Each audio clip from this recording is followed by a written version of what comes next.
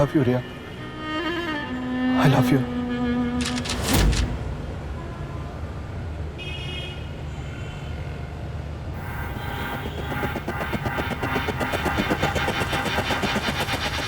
आप यहाँ पे नहीं लगते, बाहर से आए हैं साहब? हाँ, मैं यूएस रहता हूँ। देखा, सही पहचाना। साहब मेरा एक कॉल आ रहा है, ले लूं? हाँ ले लो।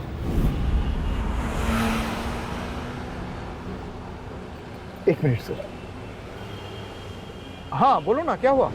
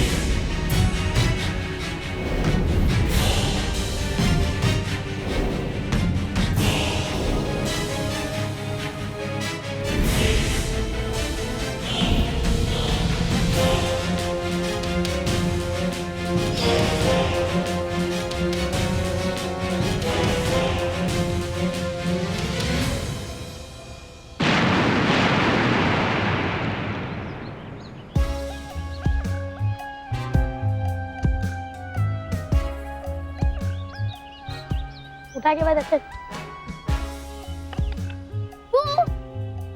अरे उठो, अरे उठो। 1 मिनट हो गए फिर भी तू नहीं उठा भाई। अब तू बैठ हार गई। 20 सेकंड में जागेंगे, इनको जगाएगा कौन? मेरी बिजली रानी।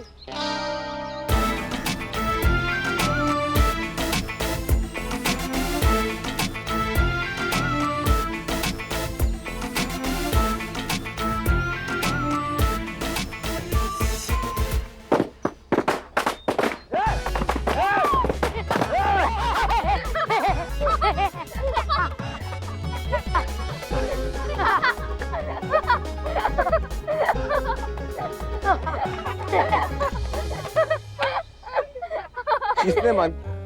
किसने मांगी? किसने मांगी? किसने मांगी? किसने किसने किसने किसने मांगी? सॉरी विके। वीके वीके क्या होता है? सर बोला कर। VK sir. VK sir. हाँ, किसने दिए पटाखे? ये बात तो मैं सिर्फ अपने फ्रेंड को बताता हूँ, तो को नहीं। अरे नंदा, मैं भी तेरा दोस्त ही हूँ ना। दोस्त हूँ कि नहीं? पता कहाँ से मिले? ये हुई ना बात विके। अब उनकी जो मामू की फैक्ट्री है ना, जहाँ पटाखे बनाते, बस वहाँ से लाए। समझा विके? अरे हर लाइन में 10 बार वीके वीके वीके क्या बोलता रहता है? सर बोला करो। कोट वोट पहन के आया हूँ, देखा? बोलो वीके सर।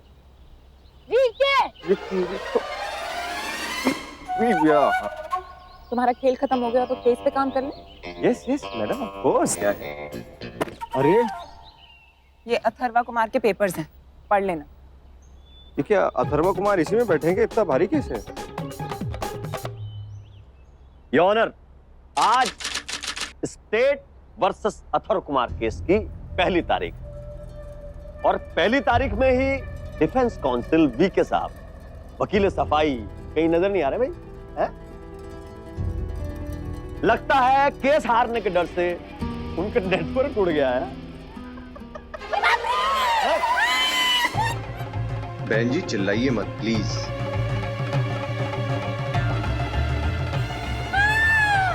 अरे रुको रुको रुको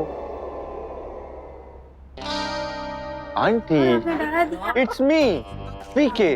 वीके, क्या मजाक है? फिर से ड्रामा? योर ऑनर, ड्रामा नहीं, मेरी जान को खतरा है, इसलिए मैं मुंह छुपाता फिर रहा हूँ। पर वीके हुआ क्या? तुम्हारी जान को किससे खतरा है? अथर्व की जान तो बचा नहीं सकते, अपनी जान ही बचा लो भैया। हट जा मेरे रास्ते से। अरे ऐसा लोग बोल रहे हैं मुझसे, फोन पे धमका रहे हैं मुझको। योर ऑनर, जब से मैंने ये केस लिया है, इस नन्ही सी जान को कितने खतरे हैं, इसलिए मैं ऐसे कार्टून बन के घूम रहा हूँ। योर ऑनर, ये सब बकवास है। किसके क्या सबूत है आपके पास कि आपको धमकी भरे फोन आ रहे हैं? भाई साहब, आपको सबूत देने के लिए मैं मर जाऊं? और फिर मेरी डेड बॉडी के पास में खड़े होकर आप चाकाल की तरह हंसना और बोलना कि हाँ, अब सबूत मिला है कि वीके को धमकी भरे फोन आए थे। वीके वीके, अब बैठ जाइए। पब्लिक प्रोसिक्यूटर अपना पक्ष रखें और अदालत की कार्रवाई शुरू की जाए। योर ऑनर, मुलजिम अथर्व कुमार, इन पर पारसी बाजार में बॉम्ब ब्लास्ट का और एक टैक्सी ड्राइवर का खून करने का गंभीर आरोप है। और इतना ही नहीं है, इन्होंने एक टैक्सी ड्राइवर का खून ही नहीं किया, बल्कि उस ब्लास्ट में शहर के नामी दिग्गिरामी दो सम्मानित बिल्डरों की मौत हो गई है और वहां पर मौका वारदात पे 40 लोग घायल हो गए हैं। और ये बात साफ है कि इन्हें बॉम्ब प्लान करते हुए वहां कई लोगों ने देखा है। क्या मैं सबसे पहले कटघरे में बुलाना चाहूंगा इंस्पेक्टर घटोत्कच साहब। इजाजत है। इंस्पेक्टर साहब, आपने अथर्व को कब और कहां पकड़ा, अदालत को जरा विस्तार से बताइए। सब ब्लास्ट 22 जनवरी को हुआ था। जैसे मुझे खबर मिली, मैं मौका वारदात पे पहुंचा। जिस बिल्डिंग में ब्लास्ट हुआ था, उसकी साइड वाली बिल्डिंग, उसका वॉचमैन रामलाल, उसने मुझे बताया कि एक आदमी आया था सूटेड बूटेड, जिसके हाथ में ब्रीफ केस था। वो ब्रीफ केस उसने सब्जी के ठेले पे रखा और टैक्सी में चला गया वहां से। उसके जाने के कुछ देर के बाद वहां बॉम्ब ब्लास्ट हो गया। वॉचमैन ने उस टैक्सी का नंबर भी नोट किया था।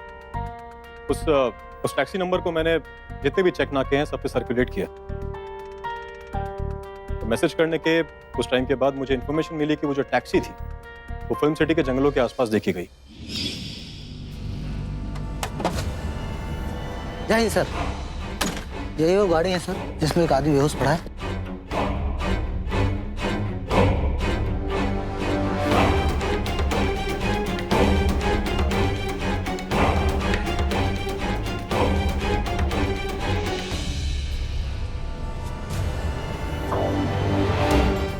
हवलदार जी सर। तो पानी लेके आओ।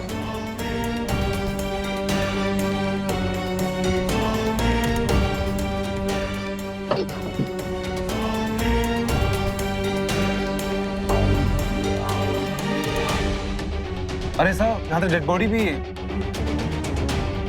कावड़े, मुझे भी दिख रहा है डेड बॉडी। जाके गाड़ी चेक करो। रामलाल जी, जिसने वो बॉम्ब प्लांट किया था, आप उसको पहचान सकते हैं? हाँ सर। पक्का से? सर। मेरे साथ आइए। ये वो आदमी है?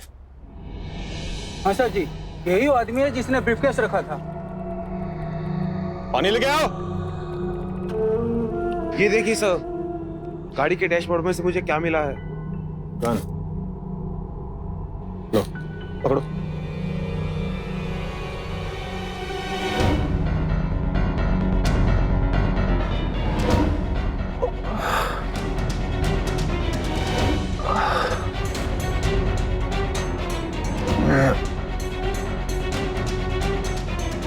मैं कहाँ हूँ? मैं कानून की हिरासत में है आप।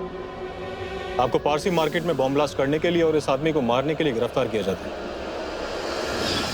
धन्यवाद इंस्पेक्टर साहब, अब आप जा सकते हैं। तो योर ऑनर, आपने जैसा कि इंस्पेक्टर साहब के बयान से सुना, केस बिल्कुल साफ है। आप फैसला सुना सकते हैं। हाँ वीके, कुछ कहना है?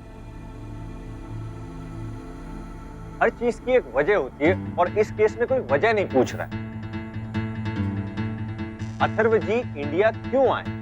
अथर्व जी बॉम्ब ब्लास्ट वाली साइट पे क्यों गए, उसकी क्या वजह है? नहीं, मुझे नहीं पता है। तो पूछ लो ना पंडित जी, तो पैसे थोड़ी लगेंगे आपके। अच्छा वो सब छोड़ो भाई साहब, इतना ही बता रहे हो तो आप ही बता दो कि ये इंडिया क्यों आया। भाई आप बता दो। मैं बता दूं।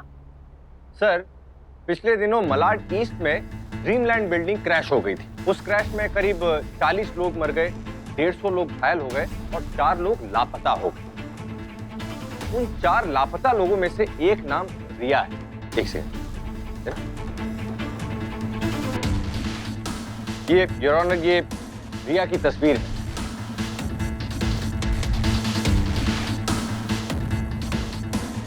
रिया अथर्व जी की पत्नी।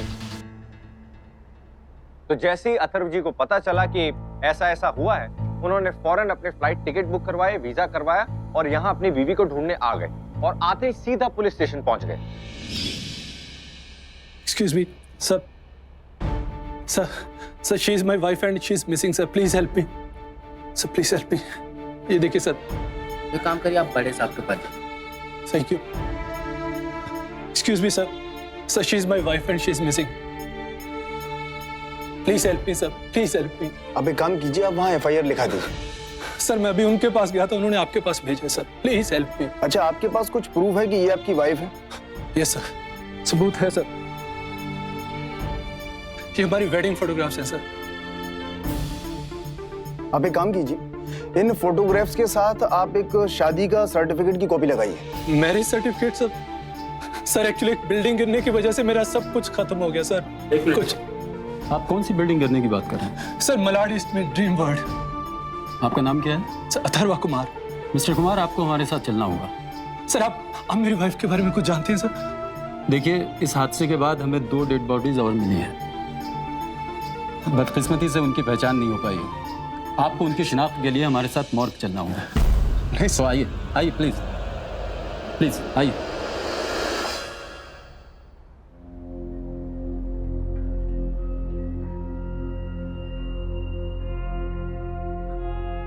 नहीं सर, इन दोनों में से मेरी रिया नहीं है। Are you sure mister Kumar? जरा ध्यान से देखिए। Yes sir, I am sure. मेरी रिया नहीं मर सकती, वो जिंदा है सर। हाय सर, मेरा नाम अथर्वा कुमार है और मैं यूएस में रहता हूँ। सुबह से मुझे फोन आया कि हमारी बिल्डिंग जो मलाड ईस्ट में है ड्रीम वर्ल्ड, कि अचानक से वो गिर गई है सर। बहुत से लोग मिसिंग हुए और मुझे मेरी बीवी के बारे में कुछ नहीं मालूम। मैंने बहुत कोशिश की उसको ढूंढने की, लेकिन पता नहीं सर मेरी बीवी कहाँ होगी। तो इससे रिक्वेस्ट सर कि प्लीज आप कोशिश कीजिए कि मेरी बीवी जल्द से जल्द मिल जाए। योर ऑनर, इसके बाद पुलिस वालों ने बड़ा ही फिल्मी डायलॉग मारा कि सर जैसे ही आपकी पत्नी का पता चलेगा आपको इत्तला कर दी जाएगी। ये पुलिस स्टेशन से बाहर निकल गए। सर आप अपनी टैक्सी ढूंढ रहे हैं? जी। वो चली गई सर, मुझे बोल के गया, वो कुछ काम था उसको, वो निकल गया। अब मैं आपको पहुंचा सकता हूँ, आइए ना प्लीज, आइए sir. Thank you, please please आइए सर। चाहिए आपका मोबाइल अंदर है क्या? Thank you. बैठिए सर, बैठिए बैठिए।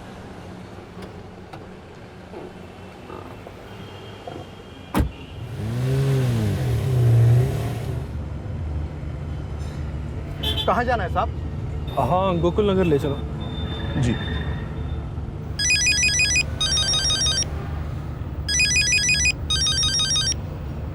हेलो।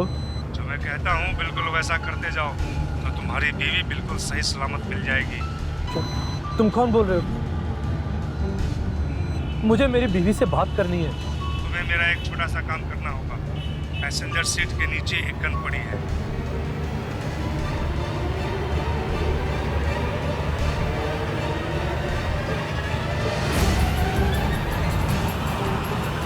देखो देखो क्या है ये, तुम मुझसे करवाना क्या चाहते हो? तुम्हें इस टैक्सी ड्राइवर को जान से मारना है। क्या? नहीं, देखो मैं ये सब नहीं कर सकता। तो फिर अपनी बीवी को भी नहीं देखोगे? नहीं। Hello hello.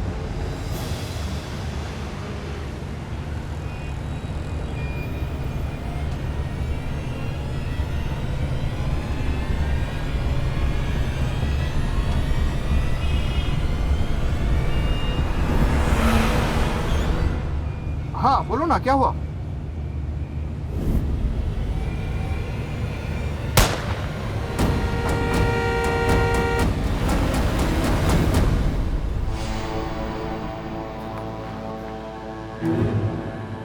हेलो। हाँ देखो, मैंने तुम्हारा काम कर दिया। अब जल्दी से बताओ कि रिया कहाँ पे है। इतनी जल्दी नहीं। क्या मतलब? जिस टैक्सी में तुम बैठे हो उसके डिक्की में एक ब्रीफकेस है। बैग? हाँ।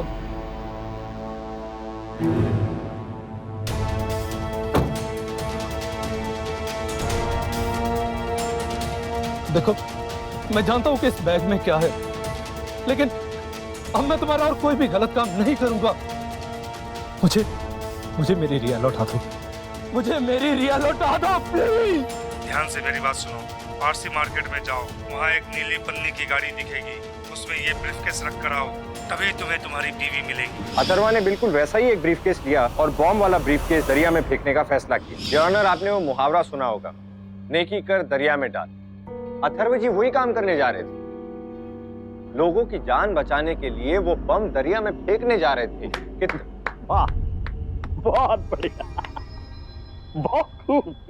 क्या कहानी सुनाई है वीके साहब आपने। फिल्म सिटी में पुलिस को अथर्व कुमार तो मिल गए, अगर बहुत ज्यादा ध्यान से ढूंढते ना तो आप भी किसी कोने में नजर आ ही जाते। क्या कहानी कहते हैं आप, बहुत खूब। लेकिन वीके साहब, मैं आपको एक बात बता दूं, ये अदालत कहानियों पर फैसले नहीं सुनाती, सबूतों पर सुनाती। और आपके पास कोई सबूत तो है नहीं। आपने कहा था कि वो मुल्जिम को कोई अननोन नंबर से कोई कॉल आ रहे थे। मेरे पास इनकी पूरी कॉल रिकॉर्ड्स हैं। योर ऑनर, ये अथर्व कुमार की फोन कॉल रिकॉर्ड। इसमें किसी ऐसे नंबर का जिक्र नहीं है जो अननोन। आप चेक। योर ऑनर, दूसरी बात, हमारे पास मौका वारदात का चश्मदीद गवाह वॉचमैन रामलाल, जिसने मुल्जिम को उस सब्जी के ठेले पर वो ब्रीफकेस रखते देखा है जिसमें बॉम्ब था। दूसरा, इन्होंने टैक्सी ड्राइवर का खून किया, उसके हमारे पास सबूत है। मैं आपकी तरह झूठी बातें नहीं करता हूं, मैं सबूत देता हूं। और अब मैं इस केस के बाबत एक ऐसे शख्स को बुलाने की इजाजत चाहता हूं जिसने इस केस की फॉरेंसिक रिपोर्ट तैयार की है। डॉक्टर अरुणोदय राणा, उन्हें अदालत में पेश किया जाए। इजाजत है।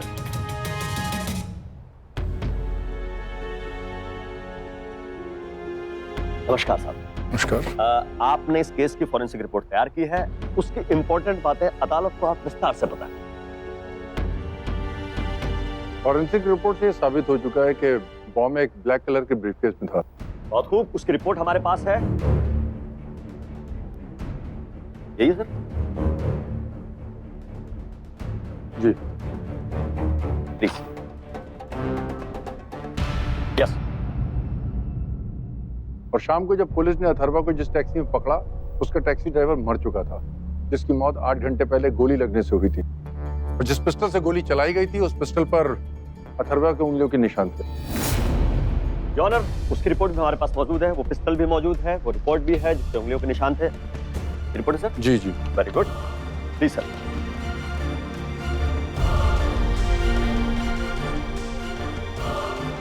योर ऑनर साहब, वीके साहब।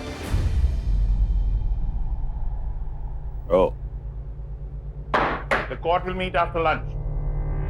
राम और श्याम। राम सीधा साधा, श्याम विस्फोटक, एकदम एटम बम। श्याम की जगह राम आ गया, तो फिर राम ने धमाका कैसे किया? ये क्या राम शाम लगा रखा है तुमने? वे अगर अथर्वा ने ब्रीफकेस बदल दिए थे और असली ब्रीफकेस के बजाय नकली बिना बॉम्ब वाला ब्रीफकेस रखा था, तो फिर धमाका कैसे हुआ? ये केस बहुत कॉम्प्लिकेटेड है।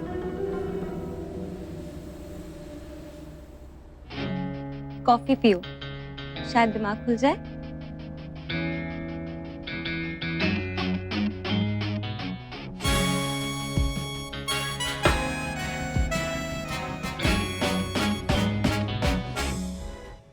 सर, आपने उसके साथ अच्छा नहीं किया। वो इतना कंसर्न होकर आपसे पूछ रही थी और आपने उसको कोई रिप्लाई भी नहीं दिया। थैंक यू कोमल, बहुत अच्छी कॉफी बनाई है। तुम तो कोमल नहीं हो।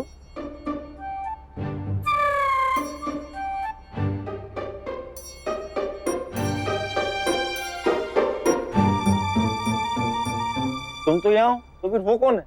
वो सुषमा है। सेम कॉस्ट्यूम है इसलिए तुम कंफ्यूज हो गए। ऑब्वियस है, सेम यूनिफॉर्म होगा तो कोई भी कंफ्यूज हो जाएगा।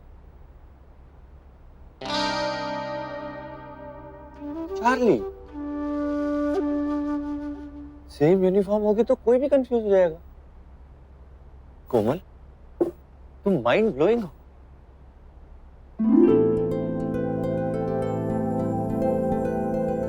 क्या ब्रिलियंट कॉफी बनाई है तुमने। ऐसी कॉफी पिलाई है कि दिमाग घोड़े की स्पीड से दौड़ रहा है। तबड़क तबड़क तबड़क तबड़क। You are great, you are mind blowing.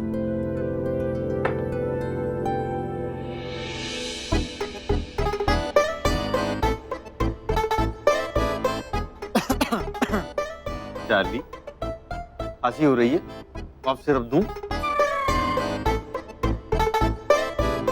Thank you Komal, pleasure dancing with you. इतना ही। अब देखना तुम लोग, कल दामले साहब का कैसा दम निकालता हूं मैं।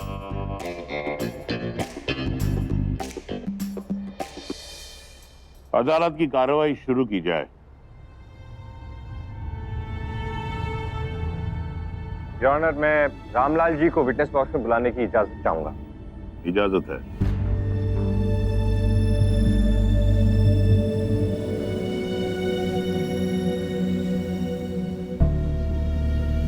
रेड साहब, कैसे हैं आप?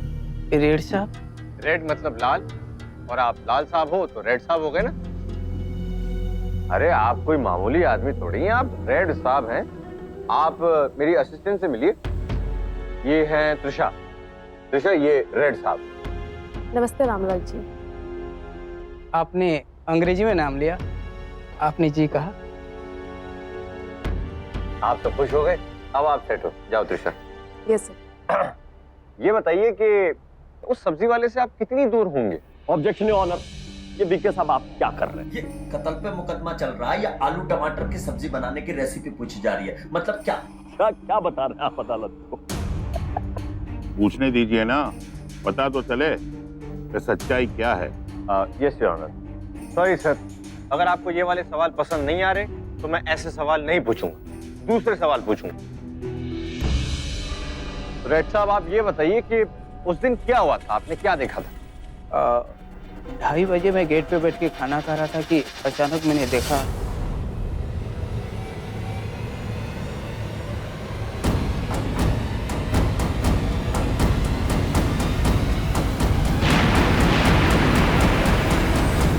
तो आपको कुछ नहीं हुआ? हाँ, जी नहीं, कई दिन तक कान में सनसनाहट रही। फिर तो काफी दूर रहे होंगे आप। जी नहीं, थोड़ा दूर होगा ही। कितनी दूरी? नहीं, और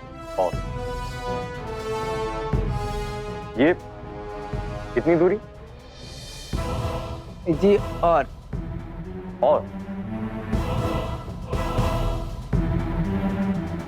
कितनी दूरी? हाँ जी, बस इतना ही। आइए।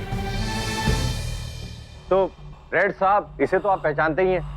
सर, अभी तो आपने मिलवाया था, आपकी असिस्टेंट त्रिशा है ना? योर ऑनर, पब्लिक प्रोसिक्यूटर साहब, ये त्रिशा है। मैंने कब कहा कि कतरीना कैफ है? साइलेंट। सर, आप अपने जोक पे खुद ही पहले हंस लेते हैं, अभी दूसरों को भी मौका दें। आप एक बार पलट के इन्हें देखें, एक बार। हाँ, दिखाइए, चेहरा दिखाइए।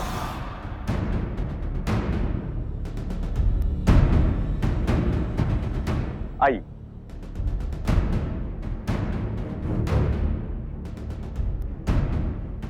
योर ऑनर, मुझे ऐसा लगता है कि रामलाल जी बॉम्ब ब्लास्ट की साइट से काफी दूर थे, क्योंकि अगर कपड़े सेम हो तो कई बार आदमी भी सेम लगने लगता है, पहचानने में धोखा हो सकता है। आओ त्रिशा।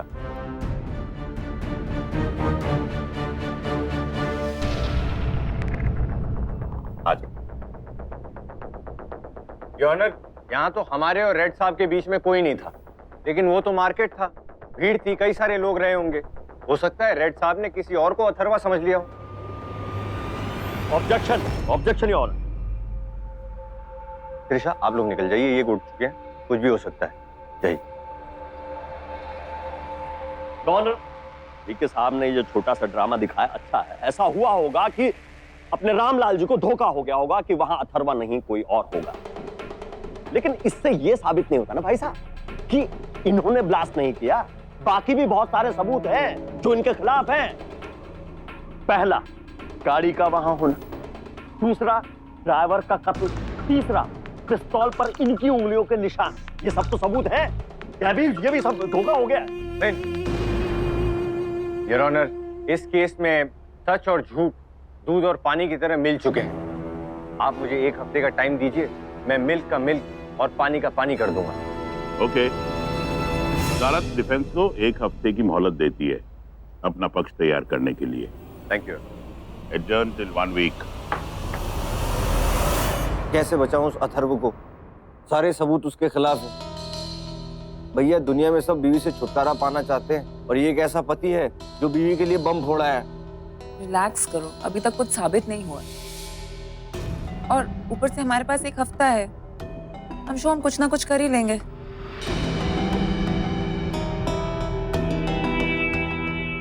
कुछ ना कुछ तो करना पड़ेगा नहीं?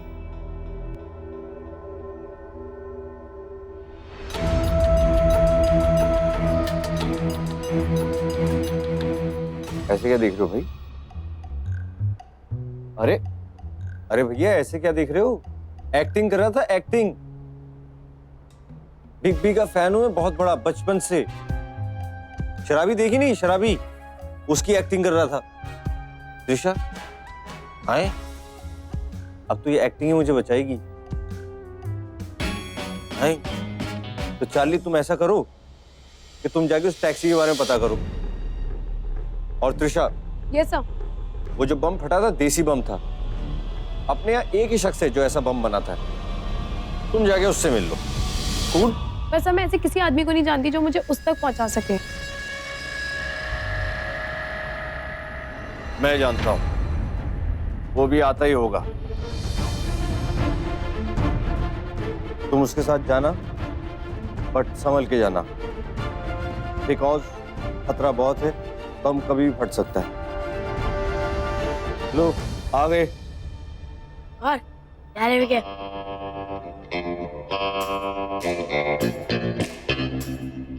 ओ, चिंच पोकली। सर बोला अगर मुझे। ठीक है सर। क्या समझा?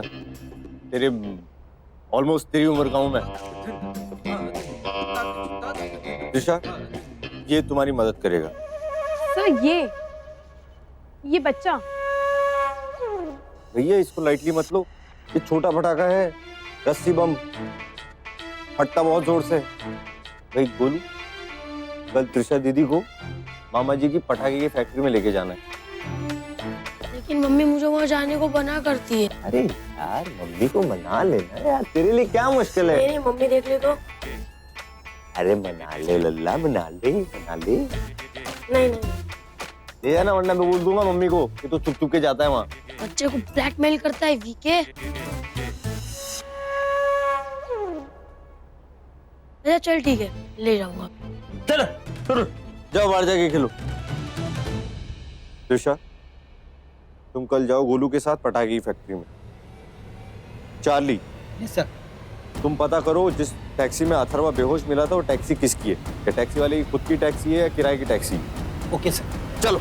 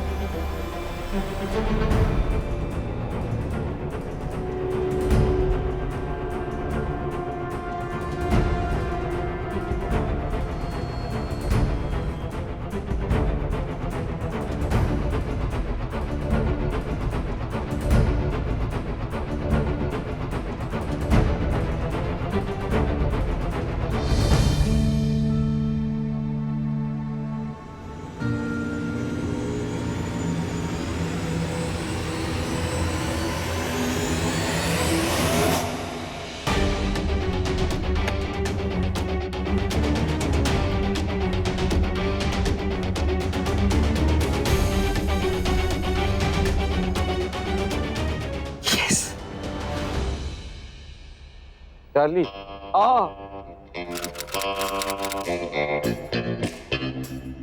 वीके, ये क्या हुआ? सर वही हुआ जिस बात का डर था। Thank you Charlie.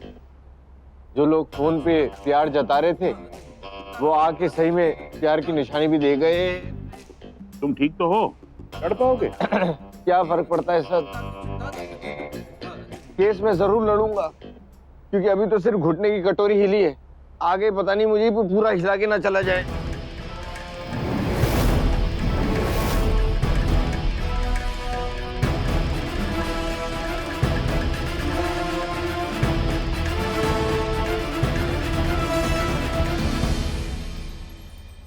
Prosecutor, are you alright? हाँ हाँ हाँ हाँ, तुम्हारी पिटाई मेरी हुई है, पानी वो पी रहे हैं। योर ऑनर, मैं डॉक्टर अरुणोदय को विटनेस बॉक्स में बुलाने की इजाजत चाहूंगा। इजाजत है। तुम तो अरुणोदय नहीं हो। अच्छा तुम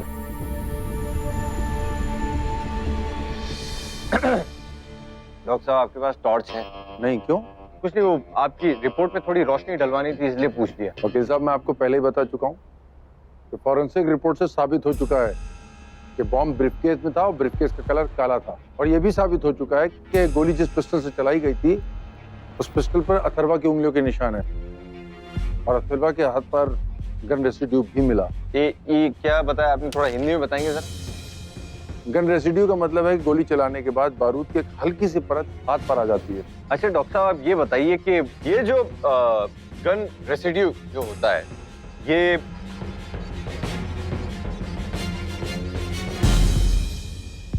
आइए ओके सर? यार मैं थोड़ी देर में हाजिर हूँ। ठीक है। अरे क्या बात हो गई? बस थोड़ी सी, प्लीज एक्सक्यूज मी। रुक जाते हैं सर। ओके।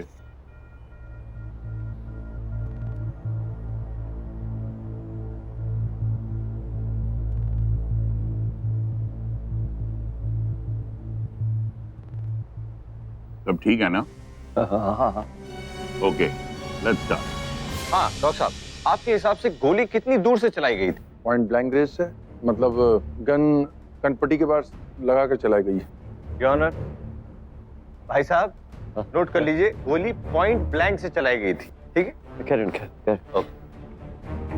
पर आपको ये सब कैसे पता चला? क्योंकि अगर कोई पॉइंट ब्लैंक से गोली चलाता है तो डेड बॉडी या किलर के हाथ पर बारूद की एक हल्की सी परत आ जाती है, यानी गन रेसिड्यू। अच्छा, और वो जो पिक्चर में दिखाते तकिए के आगे बंदूक रख के चलाते रुई उड़ती है, वो क्या है? वो गन रेसिड्यू ऑब्जेक्ट पर आ जाता है जिसे एज फिल्टर यूज किया जाता है। थैंक यू डॉक्टर साहब। योर ऑनर, इसका मतलब साफ है कि गोली अथर्व जी ने नहीं चलाई, क्योंकि अगर इन्होंने गोली चलाई होती तो वो क्या कहते हैं, गन रेसिड्यू बॉडी पर मिलता, जबकि असल में गन रेसिड्यू सीट के पिछले हिस्से पे जहां से गोली चली थी।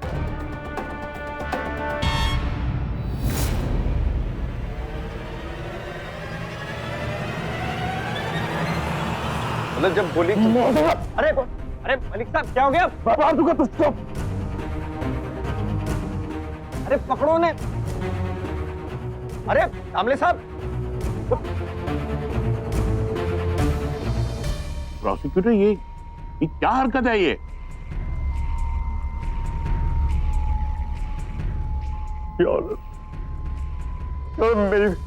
मेरी बेटी, क्या हुआ आपकी बेटी को? मेरी बेटी को किसी ने किडनैप कर लिया।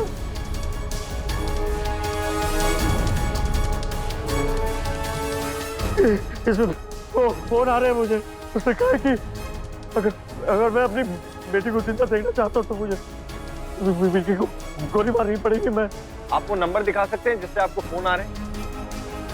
नंबर नहीं आ रहा है यार, नंबर नहीं आ रहा है इसमें, नंबर नहीं आ रहा है। योर ऑनर, देखा आपने कैसे अपनी बेटी की जान बचाने के लिए दबाव में आके मलिक साहब मुझे जान से मारने को तैयार हो गए। ठीक उसी तरह अथर्व ने भी वो सूटकेस सब्जी के ठेले पे रखा जिसमें बम नहीं था, क्योंकि वो अपनी बीवी की जान बचाना चाहता था। मैं आपका तहे दिल से शुक्रगुजार हूं कि आपने ये नाटक करने की मुझे परमिशन दी। मलिक साहब, आपकी बेटी बिल्कुल ठीक है। योर ऑनर, सारे कॉल सैटेलाइट फोन से किए गए थे, इसीलिए नंबर ट्रेस नहीं हो पा रहा था। वो कहावत है ना, कहीं पे निगाहें कहीं पे निशाना, गाड़ी में भी वैसा ही कुछ हुआ था। अथर्व ने गोली चलाई, लेकिन वो गोली ड्राइवर को लगी नहीं थी। जब अथर्व ने पीछे से गोली चलाई, ड्राइवर एक तरफ झुक गया, गोली सीट से निकल के सीधे स्टीयरिंग व्हील पे लगी। अथर्व को ऐसा लगा कि वो ड्राइवर मर गया है, ड्राइवर की टाई टाई फिश हो चुकी है। लेकिन ड्राइवर ने टाई टाई फिश होने का नाटक किया था। लेकिन वीके, अगर ड्राइवर मरा नहीं तो वो डेड बॉडी किसकी थी? ऑनर, वो लाश असल में असली ड्राइवर की थी, जिसे 8 घंटे पहले मार दिया गया था। करेक्ट है सर? करेक्ट। और अथर्व जी को पुलिस ने करीब 6 बजे पकड़ा था। करेक्ट है सर? जी हाँ। जी। तो ड्राइवर की मौत करीब 10 बजे हुई थी, लेकिन 10 बजे तो अथर्व जी पुलिस स्टेशन में रिपोर्ट लिखा रहे थे, जिसका सबूत वो रिपोर्ट आपके पास है। तो फिर द $1 million क्वेश्चन की गोली किसने चलाई? मैं बताता हूँ सर। डॉक्टर साहब, आप जा सकते हैं। Thank you so much. आइए।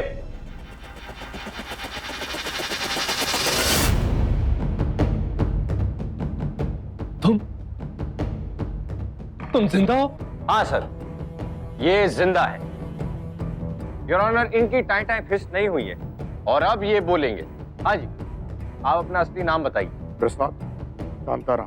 क्या बात, इससे पहले प्रसाद योर ऑनर मंदिर में मिलता था, आज पहली बार प्रसाद कोर्ट में मिला। वीके, ये कहाँ से मिला आपको? सर, ये तो वीके के तरीके हैं। लेकिन भाई प्रसाद शांताराम, तुमने इतनी मेहनत मशक्कत क्यों की? सर, जब ड्रीम वर्ल्ड बिल्डिंग गिरी तो उस हादसे ने मुझसे मेरा पूरा परिवार छीन लिया।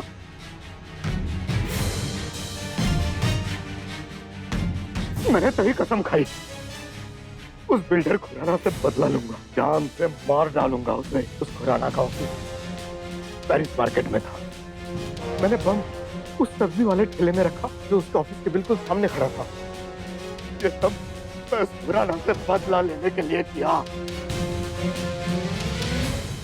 प्रसाद जी, आपके परिवार के साथ जो कुछ भी हुआ बहुत गलत हुआ, लेकिन कालिक को कालिक से नहीं मिटाया जा सकता। हमारे देश में एक आदमी हुआ था, धोती पहनकर लाठी लेकर चलता था। उसने कहा था कि आंख के बदले आंख एक दिन पूरी दुनिया को अंधा बना देगी। आपके परिवार को बदला नहीं, इंसाफ चाहिए था। अगर अंधेरे को अंधेरे से मिटाओगे तो ठोकर तो लगेगी ना प्रसाद जी।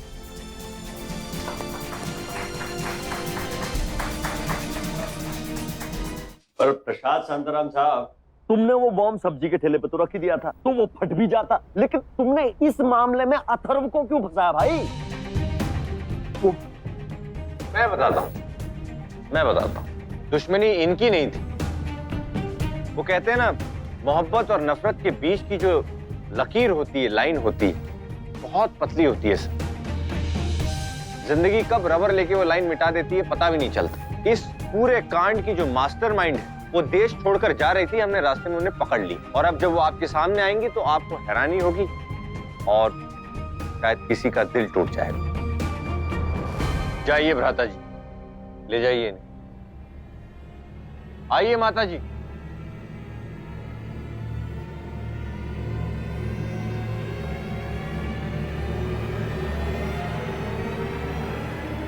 अपना चेहरा दिखाएंगे?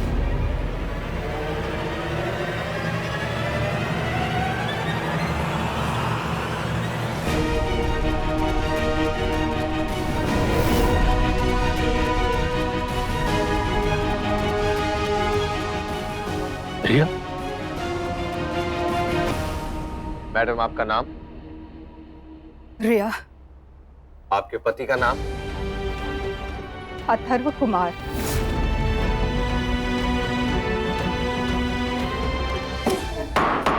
साइलेंस। अथर्व 7 समंदर पार अपनी बीवी को ढूंढने यहां तक पहुंचा। तो ऑल ओवर मुंबई आपके यहाँ से टैक्सीज हायर होती हैं? जी।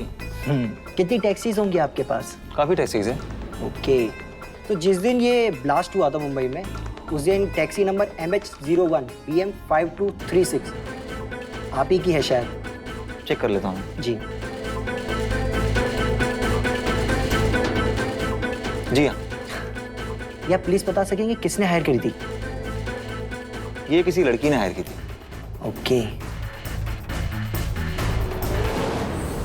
और जब हम उस लड़की के फ्लैट पर पहुंचे तो वहां हमें रिया मिली। रिया, आखिर तुमने ऐसा क्यों किया रिया? मैंने क्यों किया? ये सवाल खुद से पूछो। अरे तुम्हारा प्यार प्यार नहीं था, पागलपन था। तुम्हारे साथ यूएस में मेरी जिंदगी मुश्किल हो गई थी। हर चीज पर नजर रखना, शक करना, ये तुम्हारी आदत थी। मेरा फोन टैप कर रखा था ना, मेरे कमरे में वीडियो कैमरास, और यहाँ तक कि मेरे पीछे जासूस। अगर मैं कभी किसी से बात करती तो तुम्हें लगता था कि मैं किसी अफेयर में, मेरा किसी के साथ अफेयर चल रहा है। मेरा दम घुटता था। और इस कैद से बाहर आने के लिए मुझे सिर्फ एक मौका चाहिए था, और वो मौका मुझे मिला जब ड्रीम वर्ल्ड बिल्डिंग गिरी। हाजिर साहब, मैं और प्रसाद एक ही बिल्डिंग में रहते थे, और उस बिल्डिंग कोलैप्स में इत्तेफाक से मैं और प्रसाद बच गए। और तब हमने एक प्लान तैयार किया। उसे बिल्डर खुराना से बदला लेना था, और मुझे अथर्व से। इसलिए अथर्व जब ब्रीफकेस रख कर आए तो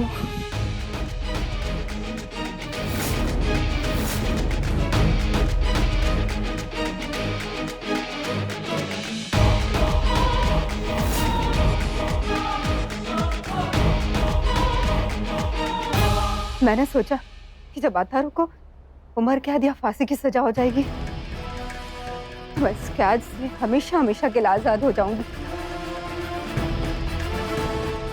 सब कुछ ठीक चल रहा था, और बीच में ये वीके आ गया। मैडम, बीच में आना तो मेरा काम था। कानून के दुश्मन और कानून के बीच की दीवार वीके, जो करेगा मिल्क को मिल्क और पानी को पानी।